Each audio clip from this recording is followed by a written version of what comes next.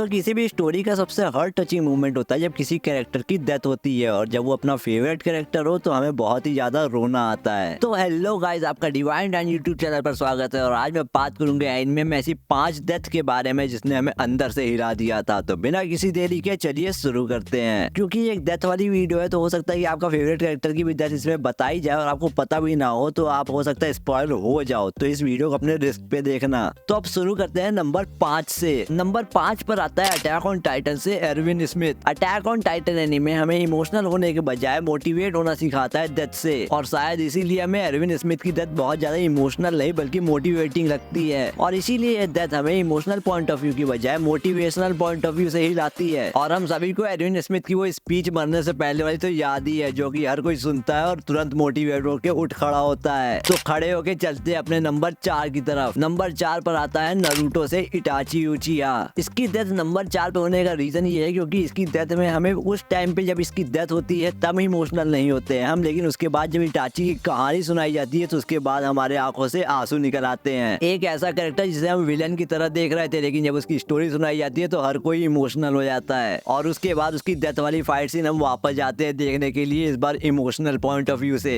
तो चलते हैं नंबर 3 की तरफ। नंबर 3 पर आता है डीमन स्लेयर से रेनगोकू। भले ही ये कैरेक्टर सिर्फ एक मूवी के लिए आया, लेकिन इसने अपनी छाप ऐसी छोड़ी कि हर कोई इसके डेथ पे रो रहा था। पूरे थिएटर में पिन ड्रॉप साइलेंस हो चुका था इसकी डेथ के कारण, और मरते मरते भी इसने अपनी जुबान को कायम रखा था और किसी और को मरने नहीं दिया था एक अपर रैंक डीमन से। तो अब बढ़ते हैं अपने नंबर 2 की तरफ। नंबर 2 पर आता है डेथ नोट से लाइट यागमी। जिन लोगों ने ये एनिमे एल के पर्सपेक्टिव से देखा था उन्हें तो बहुत ज्यादा सेटिस्फाइंग डेथ लगती है, उन्हें अंदर से खुशी होती है। लेकिन जिन्होंने ये एनिमे लाइट यागमी के पर्सपेक्टिव से देखा था, एनिमे खत्म होते होते उनके आंखों में आंसू रहता है। और शायद यही वो डेथ थी जिसके कारण डेथ नोट लेजेंडरी एनिमेस में आता है, जिसमें मेन प्रोटैगनिस्ट के पास भी प्लॉट आर्मर नहीं होता है। तो जब प्लॉट आर्मर की बात हो ही रही है तो चलते हैं नंबर 1 की तरफ, और एक ऐसे आदमी के पास जिसने खुद की एक स्टोरी लिखी थी और तब भी उसने प्लॉट आर्मर खुद को नहीं दिया। जी हाँ, मैं बात कर रहा हूँ नारुतो एनिमे से जिराया की। जिन्होंने भी नारुतो पूरा देखा वो जानते हैं कि नारुतो एनिमे को किशिमोटो ने नहीं बल्कि जिराया ने लिखा था। और उसकी डेथ पेन आर्क में इतनी ज्यादा खतरनाक रहती है और इतनी ज्यादा इमोशनल रहती है कि कोई भी अपने आंख में से आंसू को रोक नहीं पा रहा था। भले ही हमें फाइट के पहले ही पता चल चुका था कि ये जिराया का आखिरी मिशन हो सकता है, लेकिन उसकी डेथ तब भी अनएक्सपेक्टेड थी और उसने पूरी दुनिया के लिए और अपने विलेज के लिए खुद को सेक्रीफाइस कर दिया। और जाते जाते उसने अपने स्टोरी के सीक्वल का नाम भी बताया, जिसका नाम था टेल ऑफ उजुमाकी नारुतो। तो आज की वीडियो के लिए बस इतना ही। अगर आपको लगता है कोई कैरेक्टर इसमें होना चाहिए था तो कमेंट में जरूर बताएं, और अगर आपको वीडियो अच्छी लगी तो वीडियो को शेयर करें और लाइक करें और चैनल को भी सब्सक्राइब करें। मिलते हैं अगली वीडियो में, तब तक के लिए बाय बाय।